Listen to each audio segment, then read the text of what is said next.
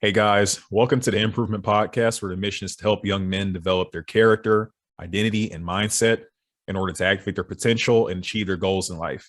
And so, on today's episode of Himprovement, we have on another special guest. His name is Bobby Perrine.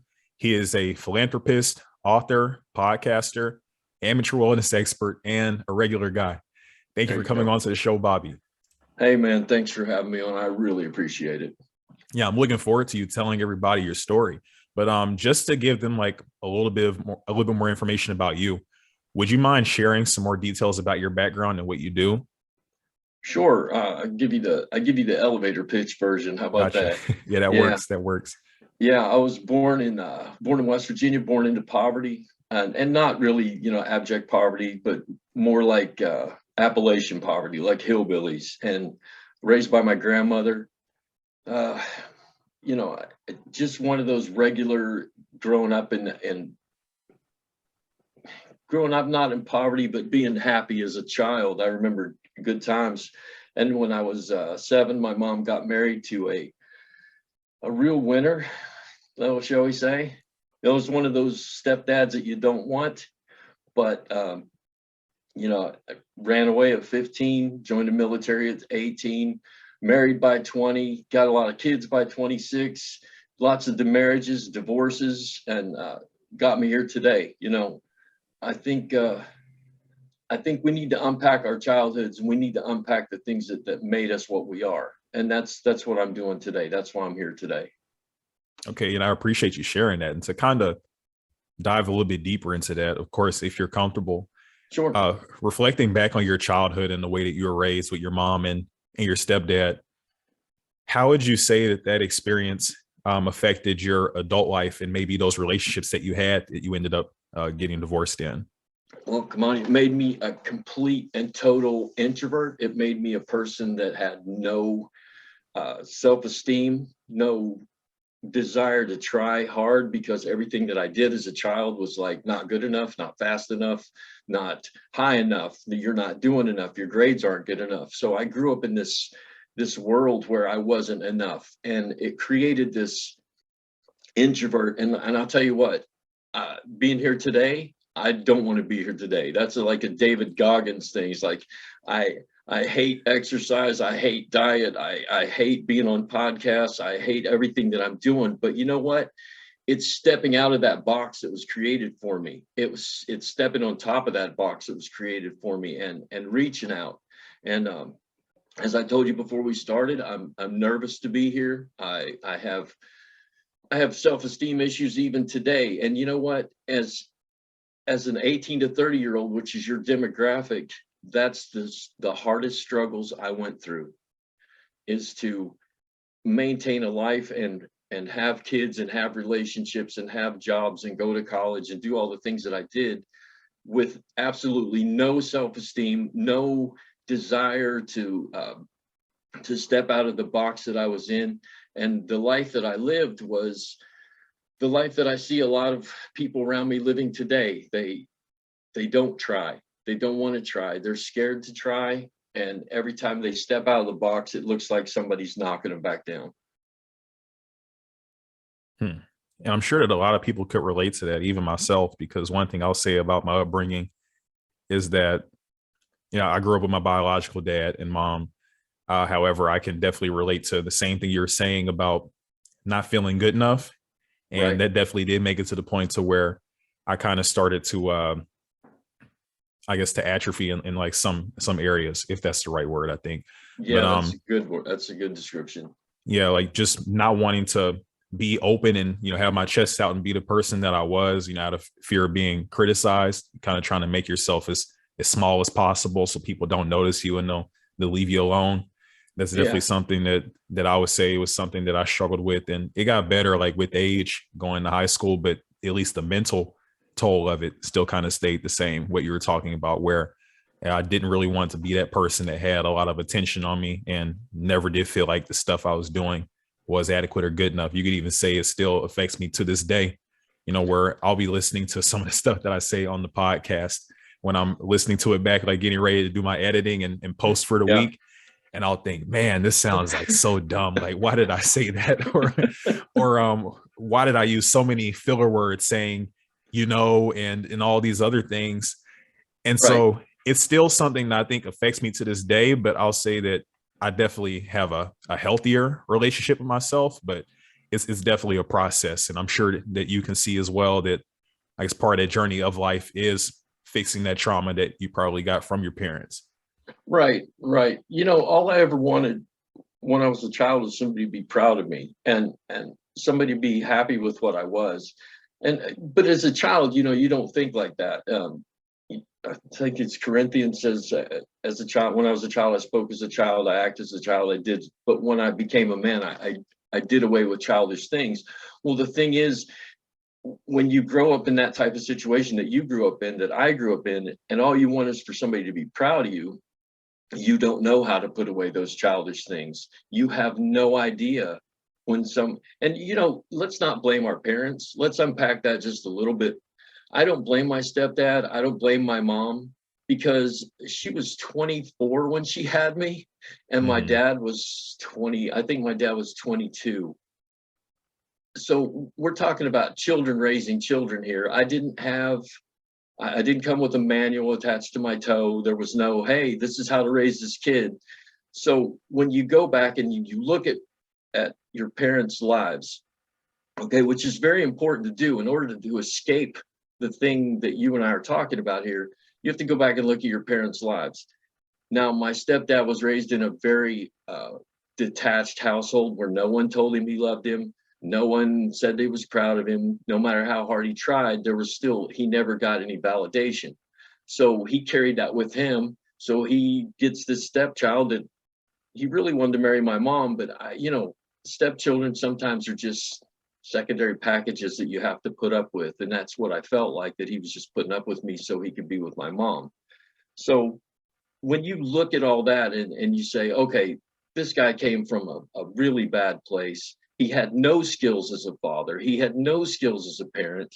The only thing he wanted was to be, I guess, be validated. So, he got married, he had the job, he did everything. He mistreated me terribly sometimes. But you know what, dude? I don't ever hold him accountable for that anymore. I was mad about that for years of my life, and wasted years of my life looking at another human being who had no idea what he was doing, just like I have no idea what I'm doing. So if I take all my suffering and all those things that made me who I am, then I can say, okay, the way he treated me was not how I treat my children, and I never have. So you can learn lessons from that childhood, from that suffering, even when it's horrible, even if your parents beat you and starved you and all those things that we hear about as from podcasters and from people writing books about their horrible childhoods. You can learn from that. You can be a better person from that. You don't have to go into a shutdown mode every time that situation arises in your life. You can rise above it if you just look at it logically. This is actually the first time that I've thought about it that way, because when I look at like the shortcomings of my parents and the way that it affected me growing up in life, I Yeah. always looked at it from the perspective of, oh, if they had done better, then I wouldn't be like this, or I wouldn't have had this experience, or I wouldn't have felt this certain way. But Right. just hearing you say that, because I've heard someone make that point before, but it's something about you just like saying it again that's really starting to make me think. And it's that neither of my parents probably chose to be, I guess, to lack in different areas, like where they were. And it kind of just goes back to the way that they were raised too, and really even thinking about some of the issues that that I faced with both of them. I guess a lot of it makes sense, looking at their parents and knowing like what the dynamic was between them and their mom and dad as to why Right. they were probably like that whenever they were parents. And so I guess one blessing that comes from, us doing this type of content, being this in this type of field, is that unlike our parents, who probably just weren't necessarily aware of some of these things and like how it could affect their kids, because I'm sure that they didn't know that these are issues for them, but maliciously say, I still want to give my kid problems growing up in life. Right. The advantage that we have is that we put ourselves in a position to have that awareness and to have that support system and the knowledge to be able to maybe save the people around us from some of this trauma. And one question I want to ask you is, would you say that that mindset kind of set in for you to be able to empathize once you became a parent, or was it before, or was it after, or? It was much later, Kamani, because like you said, when I was in my, like I said, when I was in my 20s, I had my children. The only thing I had at that time from this mindset was, I'm not going to treat my kids like I was treated. Okay. So I guess I had, in my 20s, I had that epiphany of learning from my past. And that's the one thing we have to do. I found it interesting how you said you'd heard it before, but then someone else spins it a different way. And I think that's why I do podcasting, and it looks like it's why you do it, is because life is like this puzzle that we're putting together constantly. And if you stop trying to put it together, that's when you fail. So you heard in the past, like, your parents did the best that they could, and you kind of like, well, Yeah, whatever, like I'm still whatever. angry Yeah. about it. I'm still angry about it. You hear it again in a different way. You hear it again in a different way. And then finally, someone like me comes along and they articulate it like you needed to hear it. And you go, oh, and you get an epiphany. And that's what my life is. That's what I have searched for constantly. And I'll get to the reason why in a moment. But I've searched for constantly and unconsciously. And then in my mid 30s, I had a horrible thing happen to me, and it turned that on consciously. I became to live in the moment. And then you start to search out and try to put these pieces together and try to have these epiphanies about life, and how to be a better person, and how to be a better parent, and how to be a better podcaster, and how to be a good human being. And so what happened to me was, at 33, I started a business in West Virginia with my second wife, and she had a little boy before she came into my life. So here I was, a stepfather, and repeating that cycle of in my life, and I'm not proud of it. And I didn't mistreat him, but I treated him as a second class child for a really long time. So what happened was, I got in a relationship. I became my stepfather again, not in the violent way that he was, but still in the same dismissive way of like, I'm with your mom, I have to put up with this. And, I loved the little guy. I really did. I loved Jacob to death. And I was trying to put that life together so I wasn't repeating the past. So at 35, after starting a business, my business was doing pretty well. We decided we're going to move to California from West Virginia. So we moved out here in June of 1999, and we moved to Bakersfield. I just started to get a job with Halliburton, and my life was starting to come together. Everything was doing well. My wife was getting a job. And so we go to the zoo on September 6, 1999. So we'd been here about four or 5 months. And just as life starts to gel for me at age 35, a boy steals an Audi, and he loses control of it on one of these country roads, or these desert roads out here, and slams into me at 125 miles an hour. So he hits me in the side, and I break 34 bones. My wife's messed up. My oldest son is in the back seat. His face is torn off, and my 7-year-old stepson is dead. So here I am, 2,000 miles away from home, have no job now, have no money, have no future, and my life is completely torn apart. And here I am flat on my back with all these broken bones. So you talk about anger. I'm angry about my childhood. I'm angry about being in the military. I'm angry at my first wife. I'm angry at my stepfather. I'm angry at the guy that hit me. And I go into this period of time in my life when there was nothing but just anger and fear for my future. I didn't know what was going to happen. I didn't know how I was going to get by. And then it was a cycle of lawyers and courtrooms and grief. And there's all these things happening to me. And so in 2003, after all that has happened to me, I'm getting divorced again for the second time. I've lost a child. I'm crippled. What used to be an athletic body is now, I got a foot twisted around backwards. I got 11 teeth knocked out of my head, fused neck, fused feet, all these things that are happening to me. And I'm sitting in this classroom and I go back to college, and I'm sitting in this classroom. I'm a psychology major. I have to take this philosophy class. And along comes this professor, Dr. Paul Newberry. And the first thing he says to me in this class, the first thing he says to the class is, excuse my language, everything's fucked up until it's not. Well, Kamani, right there, that was a turning point in my life. When you're searching for those epiphanies in life, that was it for me. I thought, yeah, everything's messed up until it's not. And then conversely, everything's not messed up until it is. So you come to this point in your life where you're like, okay, I'm going to take stock of everything that's happened to me. And at that point right there was the beginning of digging out of that mental hole that I'd been in for 35 years, that started with my parents, was compounded by school and drugs and alcohol and women and partying. And then I joined the Marine Corps when I shouldn't have. I got married when I shouldn't have. All these things that I was doing because I thought it would fix the problem that was going on in my head. Well, listen, guys, everybody that's listening today, the problems that you have in your head are completely solvable. They really are. And all it takes, Kamani, is that one thing that you were talking about and I was talking about, that epiphany that you have to get that becomes your why.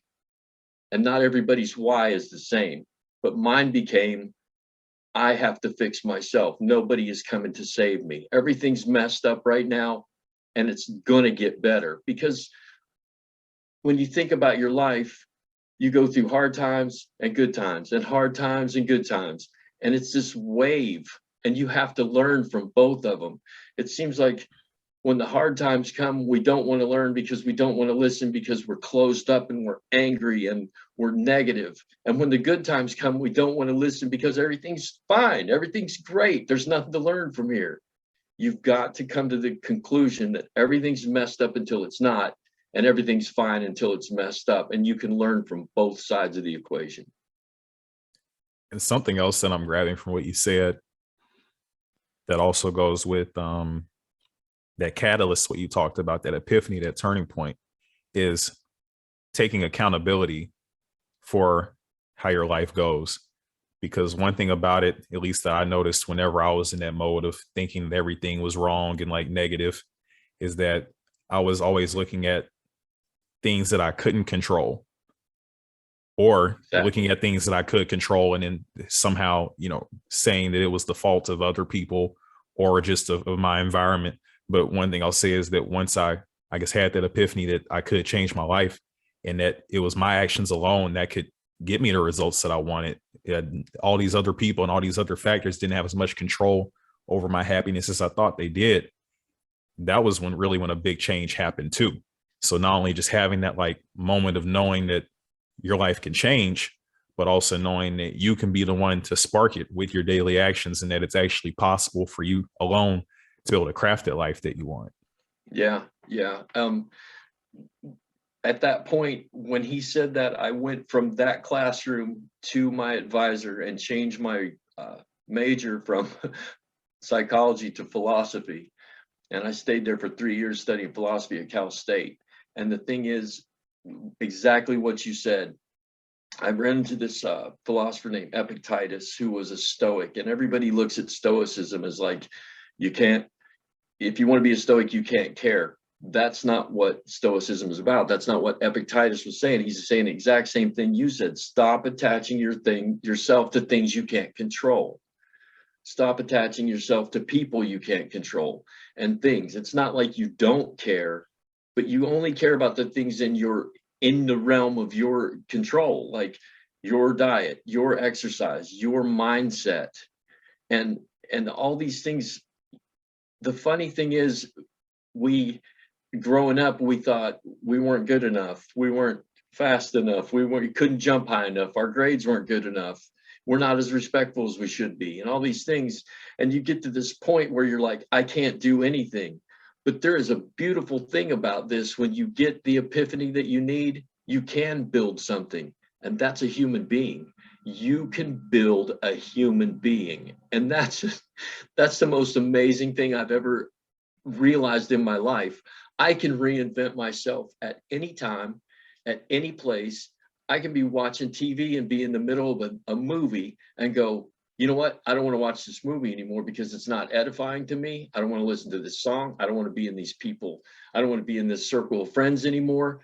You can do it at any time. You can say, just like Henry Ford said, you can reinvent yourself at any time. And it's all on you. It's all on me to change me. It's all about my anger and the way I feel and my emotions, and I can be completely in control of that. And no matter how bad your life has been, no matter how many, and you know, I say this respectfully to every person that's ever lost a child.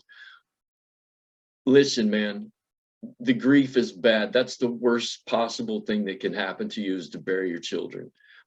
But it doesn't have to bury you.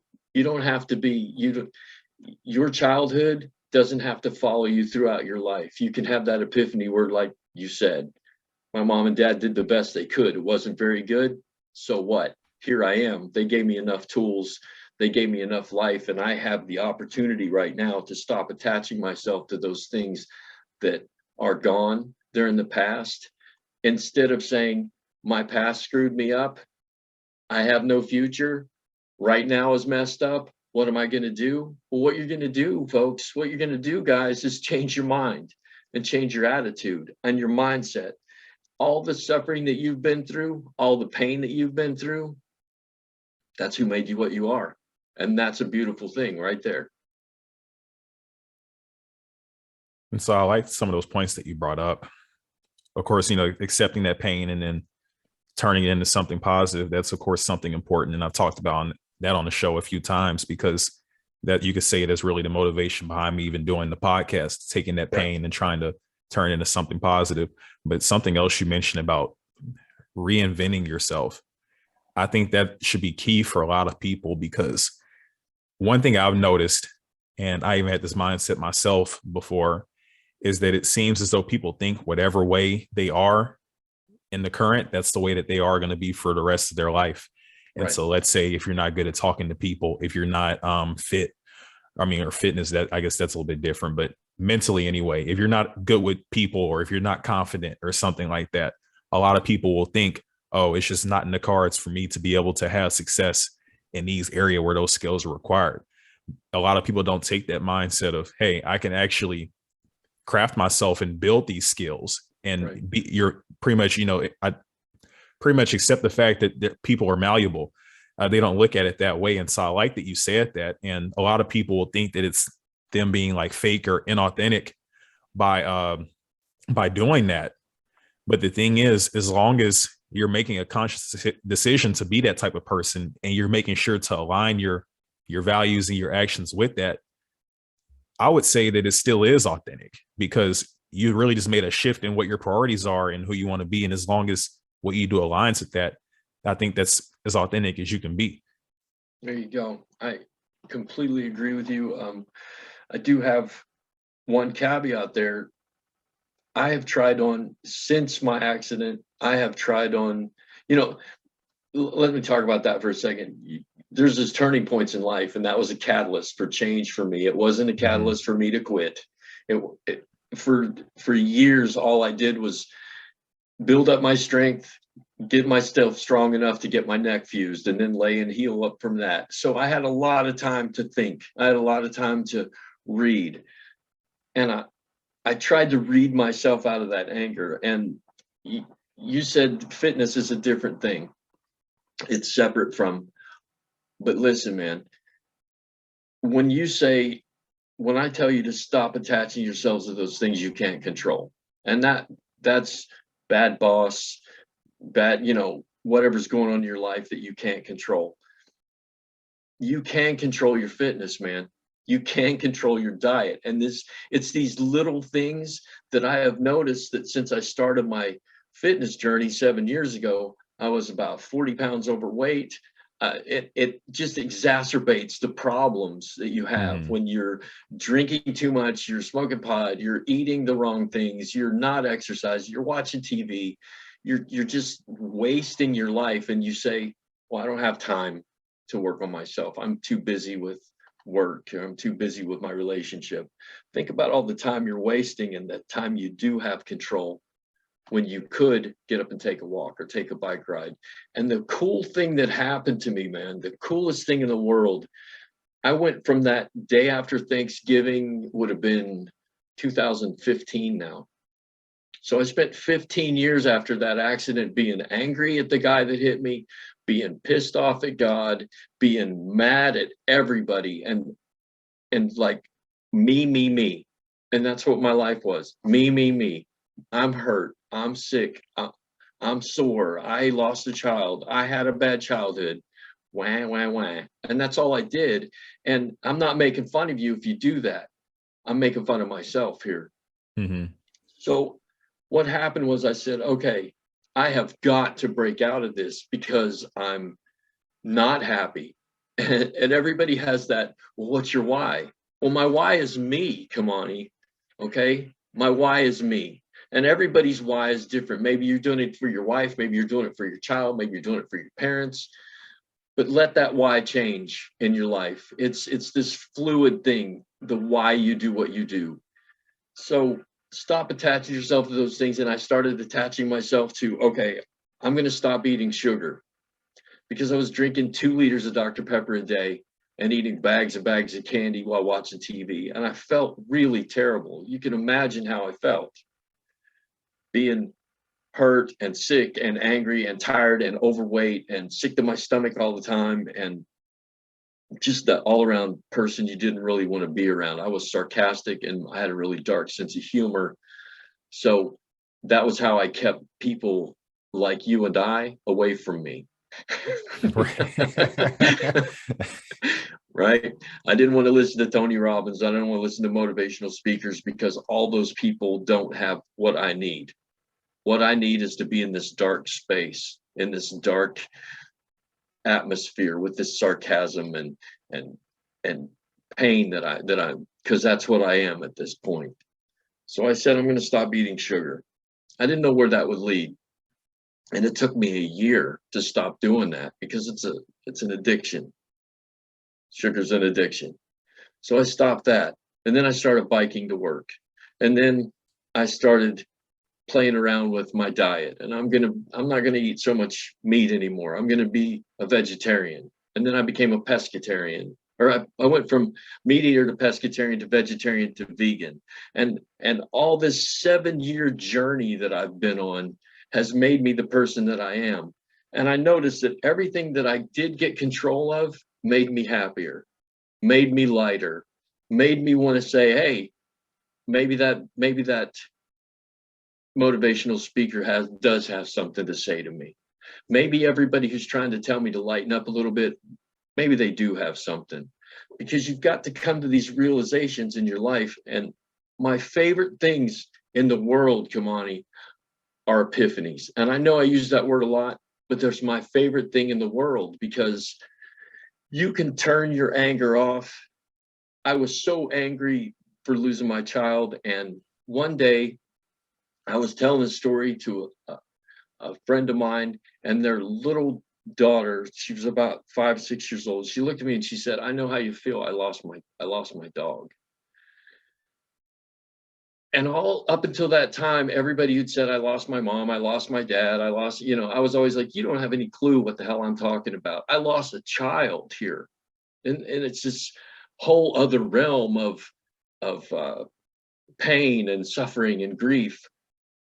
But I got an epiphany when that little girl told me she lost her dog. Up until that point in her life, that's the worst thing that had happened to her. You understand what I mean?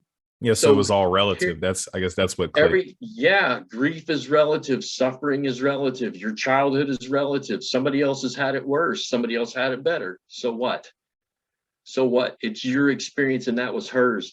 And from that point on, I stopped being mad at everyone because they didn't understand me, because I thought we do understand each other. It's just through different levels. That her losing her dog was the worst thing that happened to her. Me losing my child, worst thing that happened to me. But you know what? Same. It's the same. We go through the same grief, same loss, same suffering, same pain. And so if you get this epiphany that we are all connected, we are all the same, we all suffer alike, then you can begin to say, okay, I can stop attaching myself to my anger and I can reach out to other people and I can use what happened to me to help them. And the problem I have with my story, the problem, I listened to some of your stories or some of your podcasts up to this point. The worst things in the world have happened to me, and some people can't relate, and I can relate to them. So I want to tell you, the worst things in the world that happen to you, everybody, they're important. They're just as important as losing your parents in a car accident or losing your kid or whatever your pain is. That's your pain. Learn from it. Don't run from it. Don't say it's not as bad as his, so I must be weak. That's not the point at all here. Our suffering is what made us who we are. And in a very Eastern philosophy, Eastern religion way of looking at things, you've got to say, my pain is my pain. I'm learning from it, and it's made me a better person. So I had two things. So I know the first thing that you had touched on before we got into like the pain and it being relative was like the fitness stuff. And yeah, just to clarify, I agree that like, you can adjust your diet and different things like that. More so what I was getting at is that whenever people look at what changes they can make in their life, of course they can see like the physical where they can change their diet or like their fitness, but a lot of them don't look at like the ways they can change themselves, like with like their skills and their personality and that type of thing. And so I Right. agree with what you're saying about the fitness portion and changing your diet. And to touch on what you just said about pain being relative, I'm glad that you made that point, because I'm sure that a lot of people might listen to the content, maybe some of the stuff that I've said, like with my story, or other people that have come on the show, and they may think, oh wow, look at how these guys are, going through all this that happened in their lives, and look at me, my dog just died.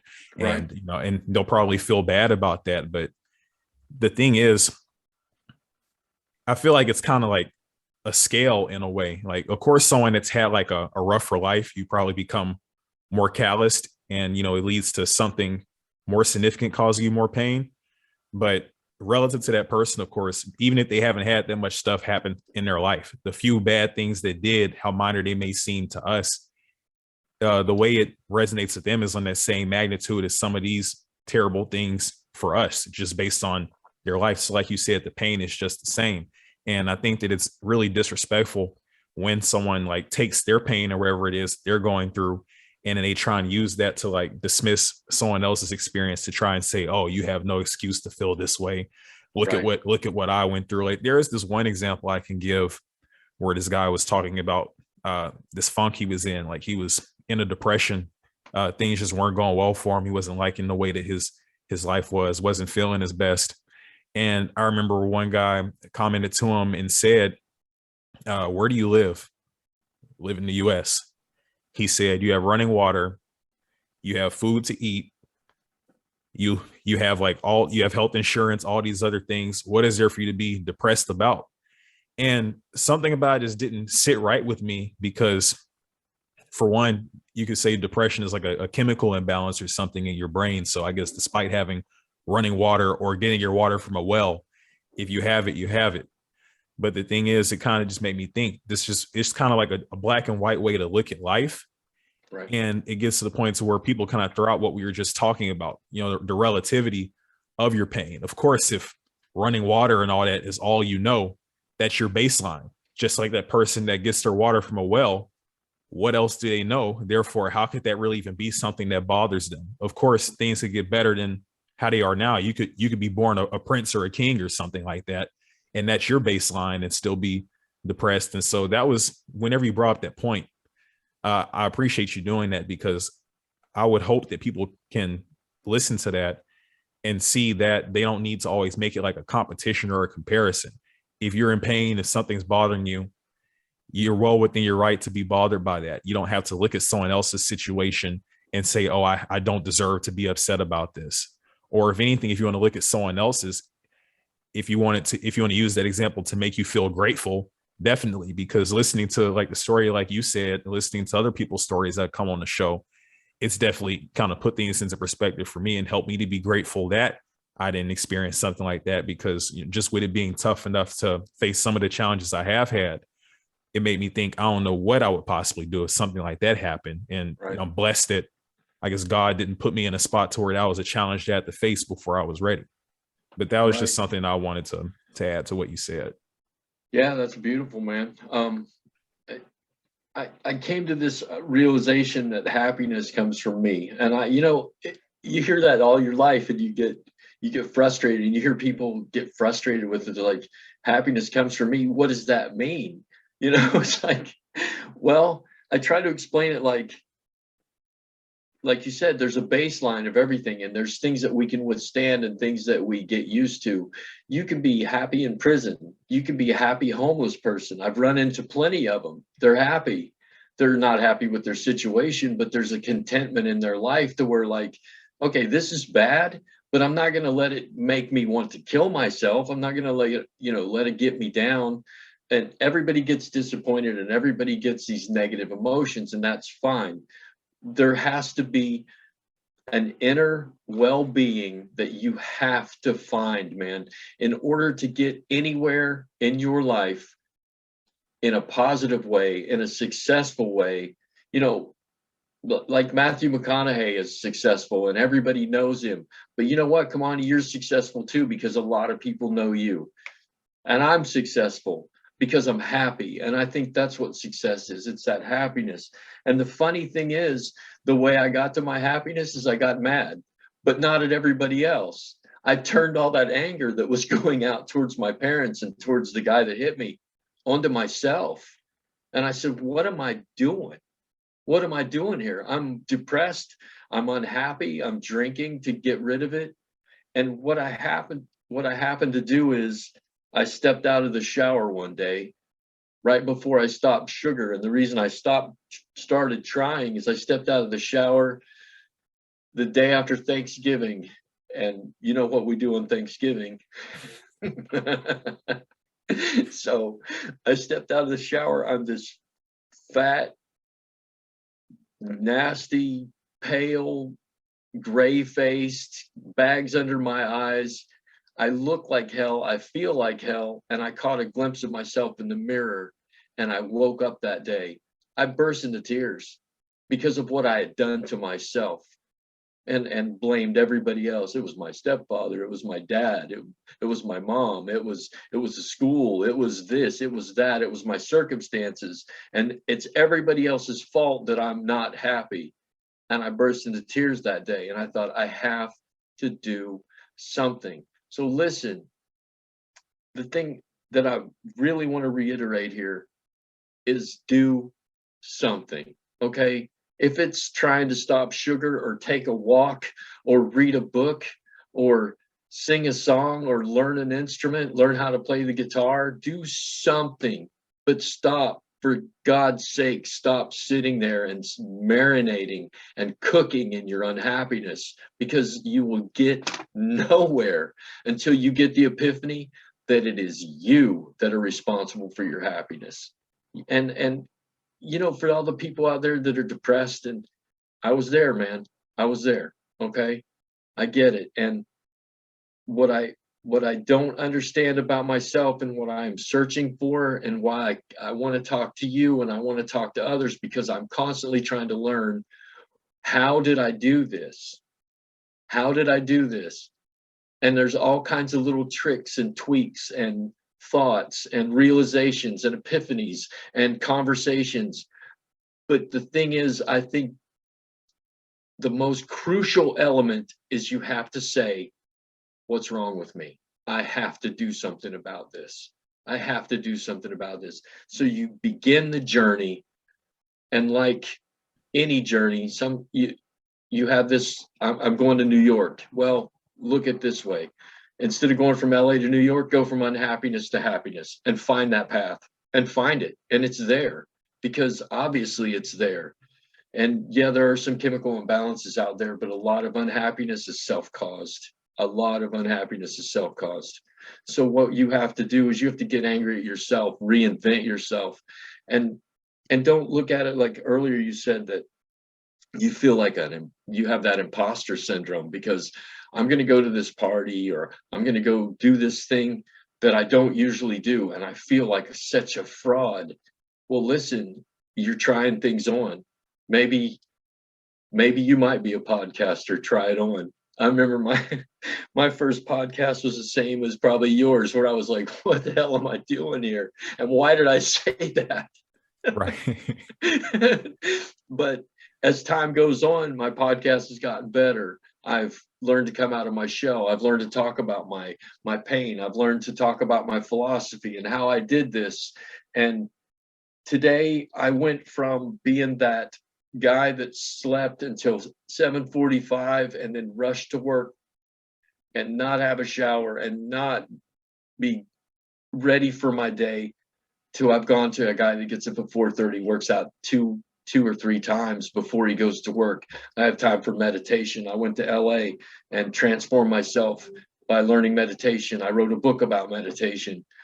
All these things are pieces of the puzzle. And that's what I'm trying to tell you today, guys. Your why is being pieced together. It's not something you're going to say, oh, I'm going to go from this to that, and this is why. No, some days your why is different. Some days you don't want to do what you're doing, but you do it anyway.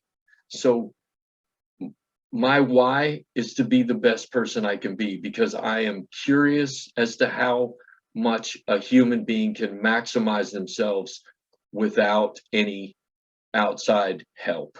Just me. What can I do? How can I, if I tweak my diet, I feel better. If I sleep more, I feel better. If I work out, I feel better. And I think, well, should I work out a little more? Will I feel better? Should I tweak my diet even more?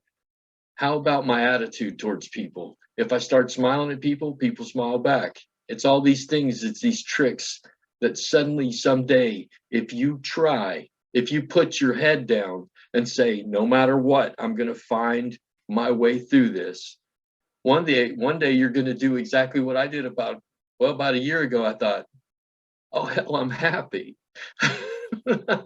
I'm happy. And I got rid of all that baggage. And it's not like I realized I was doing it, but it was the building of, it's like building a house. You start with the foundation of everything's messed up till it's not. And then you start adding philosophy, you start adding exercise, you start adding diet. And as you get further and further up the journey of into your life, excuse me, you realize one day, oh, I'm not that person I used to be. And I no longer feel fake when I smile at people. And I no longer feel fake when I'm working out. So listen, the best thing you can do is to get angry with yourself and say, and turn all that anger around and say, it's me. It's me. No one's coming to rescue me. No one's coming to save me. I have to do this myself. And there are other people that can get involved in that. Your therapist, your doctor, you can talk to your friends. You find people to surround yourself with that aren't doing the things anymore that you don't want to do. Find the person that eats right. Find the guy that exercises. Find the girl that runs. Find the people and surround yourself with these people and say, okay, I can learn from this. I can be a better person. And then someday somebody's going to turn to you and say, hey, man, how'd you do it? And you will realize right there, I'm the guy that people want to be like now. And that is such a reward. And when that happened to me, I went through a period of time where my stepdad was like, no, you're not. Because your stepdad lives in your head, you know, your parents live in your head and they still tell you what to do and they still tell you things negatively. So my stepdad said, no, you're just faking it. I'm not anymore, Kamani. I'm pretty solid. And now I've started another business. I feel good about my business. I feel good about the book I wrote. I feel good about my podcast. I feel good about my life. And even though I still have downtimes, just like everybody else, you get disappointed, you get angry, you have negative emotions. Those things are easily dealt with now. Where I can be, I here's a little one trick I'll tell you that I have. I allow myself to be angry for 2 minutes. Because everybody gets angry, everybody gets disappointed, everybody gets frustrated. Allow yourself to be angry for 2 minutes. Time it even. Say, okay, I'm going to be angry for 2 minutes. And at the end of 2 minutes, say, okay, now what am I going to do about it? So that's how I live my life. What am I going to do to make my life better? How am I going to be a better person tomorrow? The 1% rule, the 10% rule, the however you want to spin it. Read as many books as you can. Listen to the podcast. Listen to the people around you that are telling you, and take little pieces of the information and build your own house. Not everything Tony Robbins says, I believe. Not everything David Goggins says, I believe. But they have pieces of that, their philosophy, that I can say, okay, I do believe that. I do think that way. And if I use that, maybe I'll be a better person. Let's try that out. So your why, which I know everybody's looking for, is such a fluid thing. Come on. Your why is such a fluid thing because it constantly changes. If you're learning about how to be a better person, your why changes constantly. Thank you for that. I respect that. And for those listeners that want to find more information about you, please tell them about your podcast and tell them about your book. Oh, okay. My podcast is the Thoroughly Wrong Project. You could just because that came. I have a partner in my podcast who's 26 years old. He's exactly one half my age. And the beauty of our podcast is we talk about politics and philosophy and modern events and things that are going on in the world. But he comes at it from a view of a 26-year-old, and I come at it from a view of a 56-year-old or 52-year-old. So what happens is he's 28, I'm 56. What happens is we constantly teach each other things. I get to learn about how he thinks as a 28-year-old, and he gets to look into the future a little bit and say, okay, that's the way to be. And I think, okay, that's the way to be. So we get to bounce it off each other. And Finding the Silence is my book. You can Google it's on Smashwords. If I know it's there, I usually give it away. And if you want to put I'll give you my email address after. You can put it in the notes at the bottom of your podcast. But if anybody wants my book, I'll give it to you. I didn't write it to sell. I wrote it to help people. I went through a lot of anxiety. I reached a point where after my accident and after everything and 15 years of trying to figure it out, I was sitting in a chair one day and I couldn't breathe. And I thought, what the hell is the matter with me? And so I went on that journey, and I found out it was my anxiety, and I didn't want to go on my anxiety meds. And I don't like medication to fix things. I realize that some people out there are organically damaged, and that's great. And if you need that, I felt like I wasn't. I felt like my problems were my problems. So I went to LA. I studied meditation down there, and I came back and I meditated their way for a while. And then I realized I wrote a book about how meditation is being sold, and it shouldn't be. It should be given away. And that's why I wrote the book. And it's called Finding the Silence. And it's about meditating on the silence instead of your thoughts, because your thoughts get away from you. And everybody has this weird thing about meditation. It's like you have to stop thinking. Yeah, that's not even possible. So I distract myself with the silence. And right behind everything that's going on, Kamani, there's that silence. Right there it was. So we got to find that, and we find solace in that. So I have the Thoroughly Wrong Project, which just Google. It's me and Lalo. We have a great time on it. We use a little bit more adult language, so be careful there. But I am an ex-Marine, okay? So give me a break. All right? That's understandable. Yeah. So Finding the Silence is my book. If you want it, you can get it through Kamani. Will give you my email address. And if you want to listen to my podcast, we're on Pandora and Spotify. We're Apple. We're all over the place. All right. Sounds good. Well, that pretty much wraps everything up. And so once again, Bobby, I appreciate you coming on to the show and sharing your story. I think that you touched on a lot of valuable topics, and I think that the guys will be able to take a lot from this interview. And so once again, I want to say that I appreciate you. Thank you, brother. I'm grateful to you also. We need to learn how to be more grateful. Yeah, I agree. Well, I'll make sure to put all your stuff in the description. And so, yeah, thanks again. I hope you enjoy the rest of your day. You too, brother. Have a good one. All right, same. You take care.